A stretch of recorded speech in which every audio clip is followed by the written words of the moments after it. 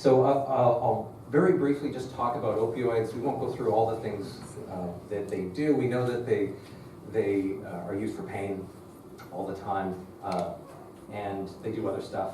They have adverse effects.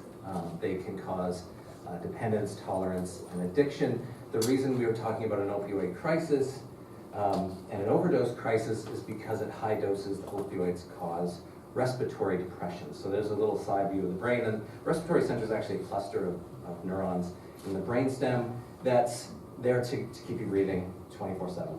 So you're asleep, you're not paying attention, your oxygen, your carbon dioxide levels are maintained at a certain range. And so if you have too little, you don't have enough oxygen, you have carbon dioxide levels are rising a bit, the respiratory center is able to sense that, kick into gear, and correct that situation. And then once it's corrected, you can slow down your breathing a little bit once more. Opioids are important for the normal functioning of the respiratory center. So your endogenous opioids, and enkephalins and endorphins are released there. They activate our endogenous opioid receptors as part of the way this thing is put together. But at very high doses, they start to disrupt the respiratory center.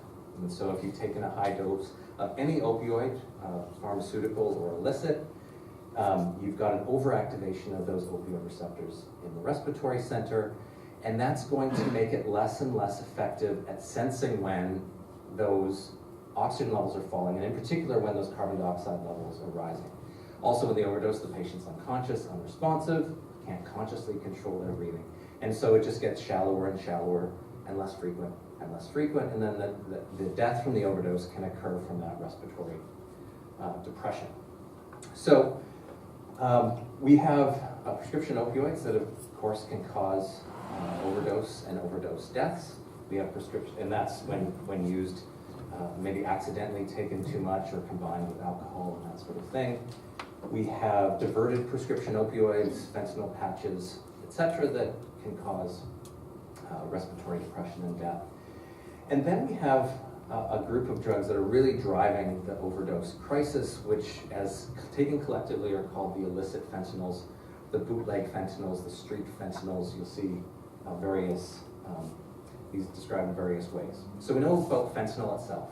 So it's a prescription pharmaceutical opioid. It's the most potent one that we've got, or we use routinely. We think of it as a patch that's placed on the skin most of the time. Bootleg fentanyls include fentanyl itself, not from a pharmaceutical company, but synthesized in a clandestine lab, and 30 or 40, in theory at least, fentanyl analogs. And so this is, to reminisce from medicinal chemistry, they all contain the pharmacophore of fentanyl, so they all look like fentanyl. So we've got fentanyl, acetylfentanyl, butyrylfentanyl, ocfentanyl. They all have the fentanyl suffix, and so, but you can see that there's a few differences. So acetylfentanyl just is missing a methyl group. Butyrylfentanyl has 2 extra methyl groups, and so forth. And so all of these fentanyls are a little bit structurally different. So we talk about this as a new crisis, but it's almost approaching its 40th anniversary. And the first record of illicit fentanyls in North America actually occurred in 1979. So 2 overdoses, people were found dead in an environment that suggested injection drug use, but they had no drugs in their body, no heroin, no nothing actually. They came back negative for drugs, and it took a while, but eventually there started to be a linkage between some of these overdose victims and the purchase of what was sold to them as synthetic heroin. So heroin technically is semi-synthetic. It's actually usually morphine that's isolated from the opium poppy, and then in the farm or in the field actually acetylated into heroin. So synthetic heroin was a clue, and eventually this was determined to be acetylfentanyl, sometimes known as something called China White. And so illicit fentanyl has persisted for 35 years or so on the market, but at very low levels. And really the opioid crisis began when these illicit fentanyls filled the vacuum that was left by a crackdown on diverted prescription opioids. So OxyContin usually bears the brunt of the blame. Other readily diverted opioids that were widely prescribed share the blame as well. Fentanyl patches that were diverted share some of that blame. And so we started to crack down on what we could crack down on, which is some of the stuff on the prescription and the regulatory side. And that left this vacuum that then these fentanyls were able to fill. Very cheap, easy to import. You don't have to get a truckload of heroin across the border. You can get a kilogram or 500 grams of fentanyl if you want to deal it. If you just want to buy it for personal consumption, you're importing 3 mgs or something. So it's harder to police and to prevent. And this is just to give you an idea of some of the potency range.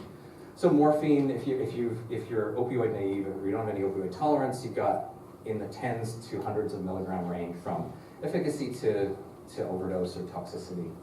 Fentanyl gets you down into just under a meg or a couple of them. Carfentanil is one of the most potent illicit fentanyls. Has been seized in Waterloo region several months ago, and now you can see why this is a risk of a higher risk of overdose with some of these things, because now we're talking about micrograms, tens of micrograms, so small. Measuring errors by a dealer who's trafficking in this stuff can lead to some serious consequences. It's the best recent guess of confirmed illicit fentanyls in North America. So fentanyl, hydroxythiophentanyl, 3-methyl, the acetylfentanyl, carfentanil, and others.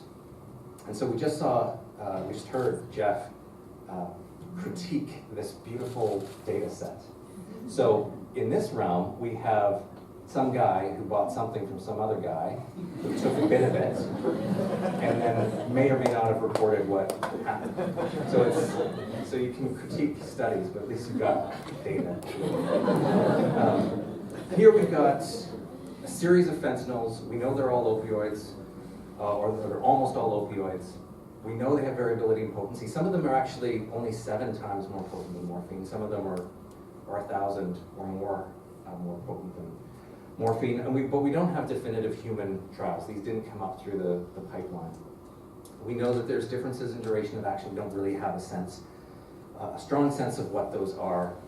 We suspect that there's differences in metabolism, in bioavailability, routes of administration, but again, we don't have definitive studies on that. Some of this is gleaned from case reports that are published in the standard literature. Some of this information actually comes from user online communications between each other. So we've got all these fentanyls. We do have a tool to fight the opioid overdose crisis, and that's naloxone. So all of these fentanyls, even acrofentanil, which was reported as being resistant to reversal by naloxone, is still a competitive agonist at the opioid receptor, which means they're all these overdoses are reversible by the competitive antagonist naloxone, depending on the concentration of both. So depending on the concentration of naloxone you can get into somebody, depending on the concentration of the fentanyl or fentanyls that they had taken. And so we've got this opioid overdose. All of the mu opioid receptors in the respiratory center are bound to the agonist.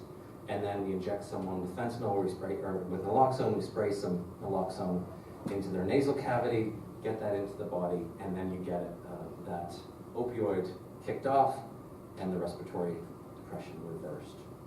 And as Kelly will talk about, you still have to counsel patients to call 911 because the naloxone starts to get metabolized, and it's got a shorter half-life than most of the opioids. And so even a successful overdose reversal can then fall back into an overdose after a certain amount of time. So here's where I'll pass it on to you. Thank you very much. So how many of you have seen us present on this topic before? Yeah, so some students. Okay, so this was not my area. I had no interest in this area. And then one of these things that the opioid crisis kind of emerged, and we're all now immersed in it. We're all affected, whether we had an interest in this or not, whether we had an interest in chronic pain, we're all dealing with this. And we're dealing with it on a daily basis. And We're reading it in the newspapers, it's on the evening news, our families are asking about it. I go to presentations with seniors groups to talk about digital technology, and before you know it, we're talking about fentanyl. Right?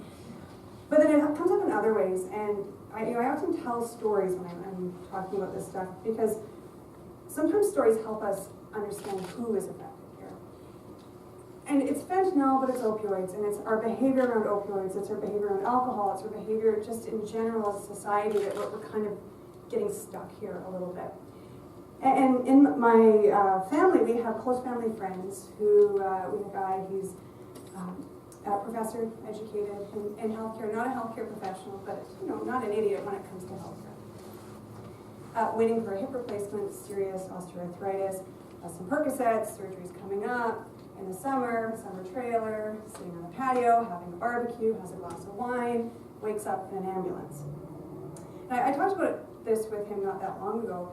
He said, it never occurred to me I could overdose on my Percocets because I had a glass of wine with my Percocet. That is an opioid overdose, and we don't think like that. We think Vancouver, we think downtown East Side, we think mobile van going out with Sanguine Health in our Waterloo region to people who are injecting their own hydromorphone tablets. And I work at a community health center, those are my patients for sure. That's an issue. But it's the guy in his 70s or late 60s who's highly educated with a prescription of Percocets 2 months out of a hip surgery who has a glass of wine at a barbecue and overdoses. It's my husband's friends who are all highly educated professionals. They work in the tech sector, they're software developers, they're accountants who use recreational cocaine on weekends. Much to our surprise, we didn't realize that this was something that they did, but in their groups they're very open with it, it turns out. On the weekend, that carfentanil is found in cocaine in Toronto. And these are friends of ours who have kids, my kids' exact age, 7-year-olds, 5-year-olds. It's just guys out on a Friday night using some cocaine while they're drinking, probably because they're old and they get really tired and now they need cocaine to stay awake. And so, but they don't realize that carfentanil is getting in that cocaine, regardless of who you're buying it from, right? So that's kind of who we're talking about. We're talking about a 40-year-old guy going to a pub and also doing a line of coke. So we have a hard time conveying this to pharmacists, because when we present to pharmacists, there is so much bias and so much stigma. But the reality is every single person in this room is at risk of an opioid overdose. You're one car accident away from an opioid prescription. You're one back injury away from an opioid prescription. You're one Percocet plus a glass of wine when you weren't paying attention away from an overdose. So we've talked a bit about this opioid crisis, and it's getting to the point that we've now surpassed the deaths at the height of the AIDS crisis in the 90s. Did you know that? Wow, right? So remember, we talk a lot about that. That was an incredible time. Well, we're there. We're bypassing it. If we go into Western Canada, we're bypassing accidental deaths in young people. This is now the leading cause of accidental deaths, not car accidents anymore. We bypass car accidents. And it's happening here, and it's moving. It's starting to show up on the East Coast. We're definitely seeing it in the prairie provinces as well. So the good news, as pharmacists, is we have naloxone. Imagine we had an overdose crisis with another drug, and we don't have an antidote. Well, we have an antidote. That's like no side effects. How incredible is that, right? You get it, and that's it. You're done. Like, it works. It actually works. It works fast. It's amazing. So it's fast and effective. But here's the problem. It buys you time for an ambulance to arrive. We know from our local region, roughly half of people who give naloxone don't call 911. Oftentimes what they do is they give it and they leave. Then the person dies. They're alert, they look fine, the person leaves, no one calls 911, half an hour lapses, they fall back from the overdose, and then they die.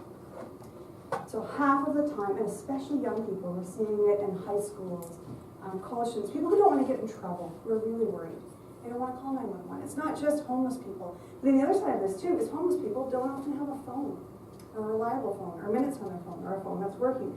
So there's all sorts of problems around this. So what we really are trying to emphasize, first and foremost, when we're training patients, the number one thing that naloxone is doing is buying you time to get an ambulance there. The number one thing you can convey as a healthcare provider, and actually research shows the number one thing you can change, is the likelihood that they'll call 911. If you teach them that, you will increase the chances that they will do it. So naloxone came about through a series of unprecedented approvals. You know, we have epinephrine and EpiPens, that's an emergency drug that got made over the counter. But this is a little bit different. This was never given in the community before, right? This went to OTC status. It's now covered, so in Ontario you can essentially give it to anybody who thinks they could be in a position to support somebody who has overdosed from an opioid. We get librarians in because they're getting people overdosing in their bathrooms. Public transport workers, off-duty police officers, because they're seeing it and then they're seeing it once and they're coming in and they're getting kits covered on their healthcare cards. So that's what makes it unprecedented. So we started when this happened with injectable naloxone because it was only really an emergency drug here, so we only had the injectable one. So we got all these kits. We were giving them out in some public health jurisdictions, others I have no interest in participating in this, so we've been working on that. And that's all well and good, and so, you know, when Health Canada did this, they were the ones who used the term unprecedented. So they put forward an amendment to take this prescription drug, only used in emergency rooms, and convert it to a non-prescription status. One of the physicians I worked with around the time this was happening, as I said, well, we should have naloxone. She said, well, that has to be monitored in the ICU. It does, but it's actually the opioid overdose that needs to be monitored in the ICU, not the naloxone. But people are confused. To them, this was a serious drug. Right? It's not really. What we're waiting for, though, is this blanket or this open distribution of nasal naloxone, and that really hasn't quite happened yet. So we've got a couple of problems. The first is that the company that makes this had to get the ability to sell it in Canada, the ability to distribute it in Canada, then the ability to make enough of it to give to everybody who wants it. So this is one of the reasons why pharmacists still have the injectable kits and they're still giving them out. And the government acknowledges this. So the government had we were the first province to do this, we were big leaders on this, and we knew we could do injectable kits. I think they would like to do the nasal naloxone from what we've heard. It's just that they're not really clear yet, A, if pharmacies are giving it out to people who are high risk. Like, what's the likelihood of a kit that a pharmacist gives out being used versus the likelihood of a public health mobile vans kit being used?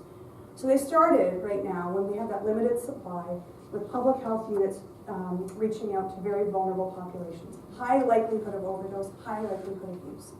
We also saw them take that nasal naloxone supply that they had and go to prisons. Very likely when you get out of prison, if you've been an opioid user in the past, that you're going to start up again and overdose in that first or second use. Similarly, coming into prison clean and restarting use is another high-risk time. So we're still waiting to see for the lower risk people, like parents worried about their teenagers who are just trying to go out and party, for example. College students who just want a kit to throw in their bag when they go off for a weekend. We're not quite there yet, but hopefully we will be.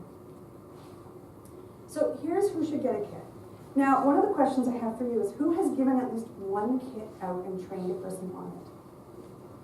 Okay, who has not? And why not?